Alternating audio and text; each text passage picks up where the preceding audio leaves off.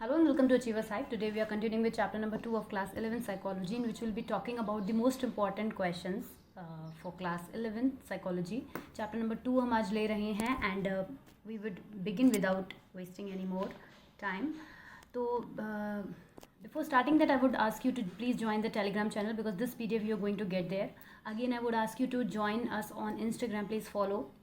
You can click here simply and you will get to reach very easily. Also, you can get the description box में आपको ये दोनों links तीनों चारों जो भी हैं आपको मिल जाएंगी. If you want to email us anything you want to ask us, tell us, you can mail us, you can write us. Also, don't forget to subscribe to our channel because here you are continuously getting all the stuff, all the content I'm preparing for you. So आगे बढ़ते हैं, chapter number 2 की बात करते हैं. Methods of inquiry in psychology. There are some questions we will be talking about. The variables on which the effect of independent variable is observed.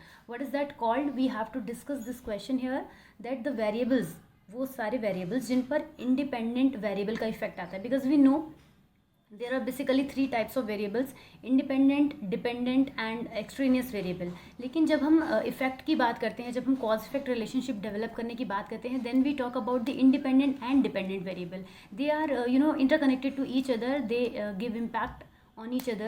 So in this question the answer must be dependent variables. So moving forward and checking if the answer is correct, right, it is dependent variable.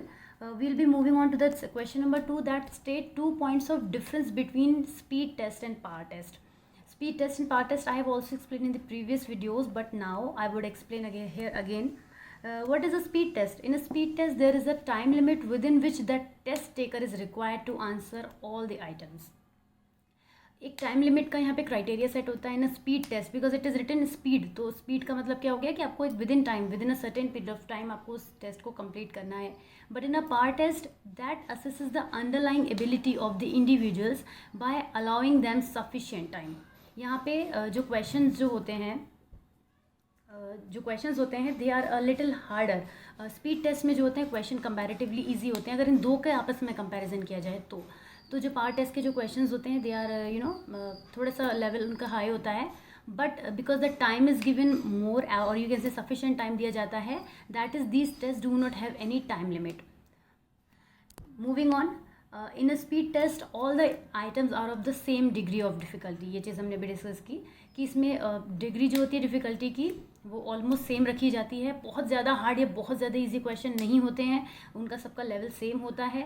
But in a power test the items are generally arranged in an increasing order of difficulty. और orders जो होते हैं वो comparatively difficult ही होते हैं. मतलब अगर शुरुआत भी अगर डिफ़िकल्टी के ऑर्डर से रखी जा रही है तो क्वेश्चन नंबर 1 भी कंपैरेटिवली डिफ़िकल्ट ही होता है.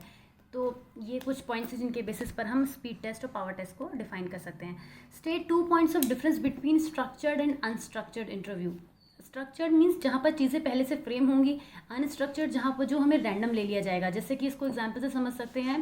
पहले देख लेते हैं क्या लिखा है यहाँ पर. A structured interview is one where the questions in the interview are scheduled, written, you can say.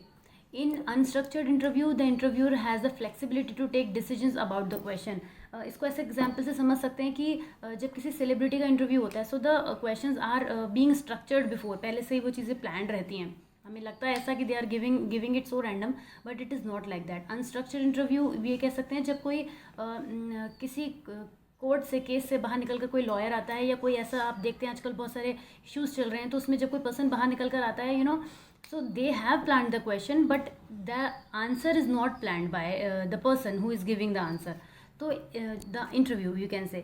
तो ये चीज़ यहाँ पर देखने को मिलती है. पर्टिकुलर सीक्वेंस में होते हैं स्ट्रक्चर्ड इंटरव्यू में. अनस्ट्रक्चर्ड में वो कुछ भी पूछ लेते हैं डिपेंडिंग अपॉन द सिचुएशन, या जो कुछ भी उनको लगता है. In a structured interview, the interviewer has little or no liberty to make changes in the wordings of the questions or the order in which they are to be asked. यहाँ पर क्या होता है, जिस पर्सन को भी interview लेने के लिए बिठाया जाता है, सपोज आपने किसी सेलिब्रिटी को बिठाया, आपने विराट कोहली को बिठाया, समथिंग लाइक दैट. तो अब क्या है, वो जो क्वेश्चंस हैं वो सिचुएशन डिफर होने पर भी वो क्वेश्चन डिफर नहीं हो सकते, वो उसी तरीके से ही पूछे जाएंगे. बट इसमें क्या होता है, अनस्ट्रक्चर्ड में क्या होता है, the interviewer has the liberty to change the wordings of the questions to be asked. आपने देखा होगा कि जो हमारे न्यूज़ एंकर्स होते हैं बेसिकली व्हाट दे डू, जो रास्ते में चलते हुए लोगों का किसी पर्टिकुलर सिचुएशन पर वो इंटरव्यू ले रहे होते हैं, तो उस सिचुएशन में वो क्या करते हैं, देखते हैं कि क्या आंसर आया तो एक क्रॉस क्वेश्चन कर दिया. तो this kind of interviews are called unstructured interview. The responses to these questions are also in some cases specific in advance, जो कि मैंने सबसे पहला पॉइंट में ही बता दिया था कि रिस्पॉन्सेज जो होते हैं वो भी काफ़ी हद तक रिकॉर्डेड ही रहते हैं और क्लोज एंडेड क्वेश्चंस होते हैं यहाँ पर। इसमें क्या होता है, अनस्ट्रक्चर्ड में क्या होता है, the responses are not specified in such type of interviews. जो आंसर देने वाला है उसको भी नहीं मालूम कि क्या पूछने वाला है आगे सामने से हमें पर्सन, जो क्वेश्चन पूछ रहा है उसको भी नहीं पता कि वो उसका क्या आंसर देगा, उसको मालूम होता है कि मैं अपना जो नेक्स्ट क्वेश्चन है उसी के हिसाब से पूछूंगा। तो यहाँ पर क्वेश्चन आंसर्स कुछ भी कह नहीं सकते हैं कि यहाँ पर फ्रेम्ड होता है पहले से। दीज काइंड ऑफ क्वेश्चंस जो पूछे जाते हैं they are open ended questions basically. आगे बढ़ते हैं। Next question is explain voluntary participation as one of the ethical issue. देखिए दिस इज़ द क्वेश्चन जो एथिकल इश्यूज़ में पूछा गया था कि वॉलेंट्री पार्टिसिपेशन कैसे एथिकल इशू होता है। कि the principle states that the person on whom you want to conduct the study should have the choice to decide whether to participate और not to participate in the study. ये principles के according, psychological principles के according ये चीज़ एकदम clear है कि जिस पर्सन पर भी हम अपने स्टडी कंडक्ट करने जा रहे हैं that person should have the choice to decide. अगर वो पर्सन नहीं चाहता, उसको लगता है कि जो कुछ भी हम एक्सपेरिमेंट्स करेंगे वो उसके लिए उसको मेंटली वीक कर सकते हैं, या if the person is not interested in that particular activity और whatever experiment we are going to conduct, तो ये कम्प्लीटली उस पर्सन पर डिपेंड करेगा। The participant should have the freedom to decide about their participation without any pressure. कोई भी pressure उन पर हम नहीं बना सकते। और excessive inducement and the freedom to withdraw from the research without penalty once it has begin. हमने ये भी डिस्कस किया है कि इसके अलावा उनकी कंसेंट भी हमें चाहिए होती है। तो वॉलंटरी पार्टिसिपेशन जो होता है एक one of the ethical issues इस तरह से बन जाता है, क्योंकि अगर पर्सन की जो उसमें कह सकते हैं कि कंसेंट नहीं है, वो राज़ी नहीं है उस चीज़ को करने के लिए, तो we can not force the person. और अगर कोई भी इसका कॉन्सिक्वेंसेज आता है अगर हम ज़बरदस्ती करने की कोशिश करते हैं, so we will have to face that also. So this is one of the issue that we talk about in voluntary participation. आगे बढ़ते हैं। That scientific observation is different from day to day observation in 3 respects. This question एक बार दोबारा इसको explain करने की कोशिश करेंगे कि जो भी साइंटिफिक ऑब्जर्वेशन होते हैं वो हमारे डे टू डे ऑब्जर्वेशन में इससे बहुत डिफरेंट होते हैं। हम जो ऑब्जर्वेशन तो हमेशा करते हैं, every day we observe something. This time you may be observing that ma'am is trying to focus on the question or something, anything you can focus about this situation. और also आप ये भी observe कर सकते हैं कि इस question के, इस चैप्टर के जो क्वेश्चंस हैं उनसे बहुत ज़्यादा मार्क्स से क्वेश्चन पूछे जाते हैं, तो आप बहुत ज़्यादा ध्यान से उसको समझने की कोशिश करेंगे। एनीथिंग यू कैन ऑब्जर्व और you can do, but that would not be scientific. हमने बात करी है जो नॉर्मल ऑब्जर्वेशन होते हैं, जो साइंटिफिक ऑब्जर्वेशन होते हैं, उनमें डिफरेंस ये होता है कि जो साइंटिफिक ऑब्जर्वेशन होते हैं वो एक ऑर्डर्ड वे में चलते हैं, उनकी कुछ प्लानिंग होती है, कुछ प्रोसीजर होता है, कुछ पैटर्न होता है। लेकिन नॉर्मल ऑब्जर्वेशन ज़रूरी नहीं है हमने ऑब्जर्व किया, हमें नहीं इंपॉर्टेंट लगा, हमने उसको छोड़ दिया, बट साइंटिफिक ऑब्जर्वेशन में हम ऐसा नहीं कर सकते। सो डे टू डे ऑब्जर्वेशन से किस तरह से रिस्पेक्ट में किस तरह से डिफरेंट है, इसको एक्सप्लेन करते हैं। पहली बात है सिलेक्शन की। Psychologist select one particular behaviour for observation instead of considering all. हम जब साइंटिफिक ऑब्जर्वेशन करते हैं तो हम किसी एक पर्टिकुलर एस्पेक्ट की बात करते हैं। हमने जो कुछ भी देखा सबको आपस में मिला जुला के हम कोई कहानी नहीं बना सकते। We have to be very selective in that case. So the selection is one of the step. For example, you may be interested to know how children studying in class 11 spend their time in school. Based on this example, 2 things are possible at this stage. As a researcher, you might think that you have a fairly good idea about what happens in school, right? ये हो सकता है. And you might prepare a list of activities and go to the school with a view of finding out their occurrences. तो इस तरीके से हम यहाँ पे selection बहुत important हो जाता है. Another aspect is you do not know what happens in the school. And by your observation you would like to discover it. तो यहाँ दोनों केसेस में आपने देखा कि कितना डिफरेंस हो गया. तो this is how what we select is more important in a scientific research. Next is recording. While observing, a researcher records the selected behavior using different means, such as marking tallies for the already identified behavior whenever they occur, taking notes, describing each activity in greater detail using shorthand or symbols, photographs, video recording, etc. यानी recording करने का को हम कह सकते हैं data collection भी कह सकते हैं कि जो कुछ भी हमने अपना सब्जेक्ट सेलेक्ट किया रिसर्च के लिए, हमने अपना टॉपिक डिसाइड किया, then we should have a data. और वो जो डेटा कलेक्शन करने का जो पूरा ड्यूरेशन है that comes under recording, not just data collection. every activity that is associated with data collection that will come under recording. So this is how this becomes one of the way जो हम scientifically करते हैं, हम अपना कोई ना कोई method उसमें यूज़ करते हैं, but in general when we observe something we do not keep a record of it, we normally keep that in our mind only कि ऐसा कुछ हुआ था तो उस सिचुएशन से ऐसा कुछ हुआ होगा. सो करते हम नॉर्मल केस में भी हैं, but that is not done in a proper and in an ordered way. So this is how it become different. Last is analysis of data. After the observations have been made, psychologists analyze whatever they have recorded with a view to derive some meaning out of it.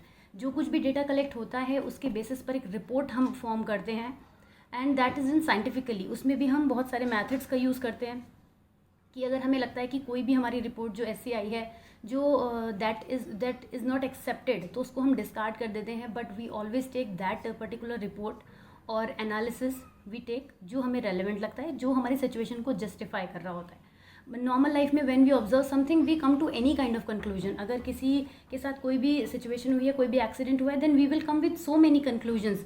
But in science when we are going scientifically we can not do that कि बहुत सारे उसके outcomes निकाल दें, बहुत सारे उसके results निकाल दें. Yes, we can do in many ways, but the result and the outcome will be a single thing. Next is state and explain any three goals of psychological inquiry. When we do any psychological inquiry, then there are three basic goals when we talk about.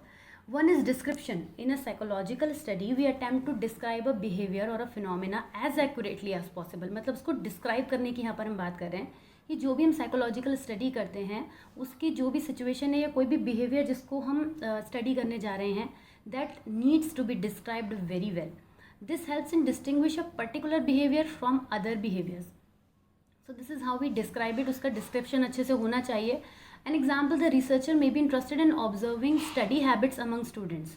Study habits may consist of diverse range of behaviors such as attending all your classes regularly, submitting assignments on time, planning your study schedule, studying according to the set schedule, revising your work on a daily basis, etc. So all these things are what? These all comes under description. हम इसको describe कर रहे हैं, इनके ही basis पर हम किसी person का बिहेवियर जज कर रहे हैं. सो इसीलिए हम इसको क्या बोलेंगे, that these all come under description. The researcher needs to describe his her meaning of study habits. The description requires recording of a particular behaviour which helps in its proper understanding. So this is how we can all talk about all these kind of things which come under describing a behavior. Then we predict something. जब हमने किसी चीज़ को describe कर लिया है अपनी research में, then we will make some prediction about that particular thing. कि अगर हमने किसी बच्चे का बिहेवियर नोटिस किया है कि एक बच्चा जो है वो जब उसकी इंग्लिश की क्लास में उसकी फ्लुएंसी नहीं आती है या वो जो कुछ भी पढ़ता है उसकी जो प्रोनाउंसिएशन है वो क्लियर नहीं होता, तो अब हम यहाँ पे क्या करेंगे, यहाँ पे हम कुछ ये हमने उसके पहले बिहेवियर को जस्टिफाई किया, एक्सप्लेन किया, डिस्क्राइब किया. नाउ वी विल प्रिडिक्ट कि ये प्रॉब्लम जो होती है वो किस वजह से होती है, तो उस सिचुएशन की हम प्रिडिक्शन करना स्टार्ट करते हैं. तो sir the second goal of scientific inquiry is prediction of behavior. If you are able to understand and describe the behavior accurately, you come to know this relationship of a particular behavior with other type of behaviors, events और phenomena. अगर हम accuracy की बात करें तो अगर हम prediction में एक्यूरेट जा रहे हैं तो हम उस सिचुएशन का जो बाद में एनालिसिस करेंगे वहाँ तक हम करेक्ट पहुँच सकते हैं. You can then forecast there that under certain conditions this particular behavior may occur within a certain margin of error. For example, on the basis of study, a researcher is able to establish a positive relationship between the amount of study time and achievement in different subject. ये एक example से हम समझ सकते हैं कि कोई researcher जो है वो एक अमाउंट ऑफ स्टडी और अचीवमेंट की बात कर रहा है, तो there is a positive relationship which will be established. तो ये एक प्रिडिक्शन होगी कि जितना अगर हम किसी बच्चे को ज़्यादा स्टडी का टाइम देंगे या उसको ज़्यादा पढ़ने के लिए मोटिवेट करेंगे, ज़्यादा हम उसको चीज़ें प्रोवाइड कराएंगे, तो जो उसका अचीवमेंट होगा वो डिफरेंट सब्जेक्ट्स में अच्छा आएगा. ये हम प्रिडिक्ट कर पा रहे हैं कि there will be a positive relationship. How? Because we know that this will happen, right. तो this is how we can predict so many things. कि अगर किसी बच्चे का प्रोनाउंसिएशन क्लियर नहीं है तो वी कैन फाइंड आउट कि इंग्लिश में जो है उसके कहाँ पर उसके साथ प्रॉब्लम है. If the child is making wrong sentences then we can find out कि टेंसेज में प्रॉब्लम है. So this is how prediction, अगर प्रिडिक्शन क्लियर होता है तो आगे का जो हमारा स्टेप है दैट इज़ एक्सप्लेनेशन, वहाँ पर हमें बहुत हेल्प मिलती है. The third goal of psychological inquiry is to know the casual factors of determinants of behaviour. Psychologists are primarily interested in knowing the factors that make behavior occur. यही होता है, psychologist जो होते हैं they they are interested in knowing the factor, किस तरह से behaviour होता है, ये फाइंड आउट करने का, एक्सप्लेनेशन करने का काम जो साइकोलॉजिस्ट का होता है. This is how they do. For example, what makes some children more attentive in the class, why some children devote less time for study as compared to others. तो बहुत सारे जो भी क्वेश्चंस होते हैं इनकी प्रोडिक्शन को ईजिली एक्सप्लेन किया जा सकता है. If they are good at prediction they will be able to explain it very well. Thus, this goal is concerned with identifying the determinants or antecedent conditions of the behavior being studied, so that cause-effect relationship between two variables or objects और events could be established. यही जो बात हमने अभी करी, this is what it was कि कौन कौन से हमारे 3 गोल हैं साइकोलॉजिकल रिसर्च के और किस तरह से वो एक दूसरे को इम्पैक्ट डालते हैं, ये इस क्वेश्चन में हमने समझने की कोशिश की. Now we will be talking about explain participant and non participant observation. Observation can be done in 2 ways. One, you may decide to observe the person or event from a distance. Second is the observer may become part of the group being observed. 2 तरीके से observation हो सकता है. तो उसमें क्या होगा, participant और नॉन पार्टिसिपेंट को हम समझेंगे.